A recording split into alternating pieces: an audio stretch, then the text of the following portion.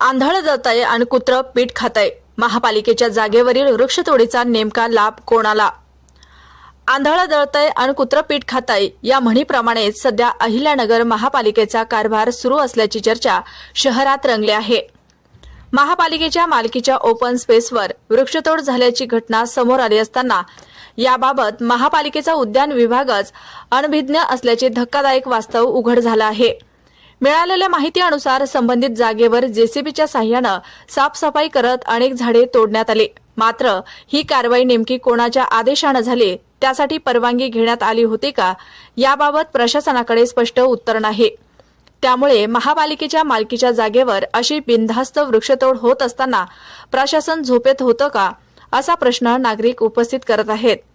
एकीकडे महापालिकेचे उपमहापौर धनंजय जाधव शहर हिरवेगार करण्यासाठी वृक्ष लागवड मोहिमा राबवत आहेत. पर्यावरण संवर्धनासाठी विविध उपक्रम हाती घेतले जात आहेत. मात्र दुसरीकडे महापालिकेच्या जागेवरील झाडे तोडली जातात आणि संबंधित विभागाला त्याची माहितीही नसते. ही बाब प्रशासनाच्या कार्यपद्धतीवर गंभीर प्रश्नचिन्ह निर्माण करणारी आहे. विशेष म्हणजे तोडण्यात आलेल्या झाडांच्या लाकडावरून आता स्थानिक पातळीवर वाद निर्माण झाल्याची माहिती समोर येत आहे.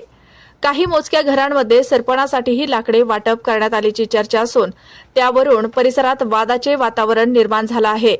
जागा महापालिकेची, झाडे महापालिकेचे, मग ही लाकडे नेमकी कोणाच्या परवानगीने आणि कोणाच्या ताब्यात गेले, असा सवाल नागरिक विचारत आहेत.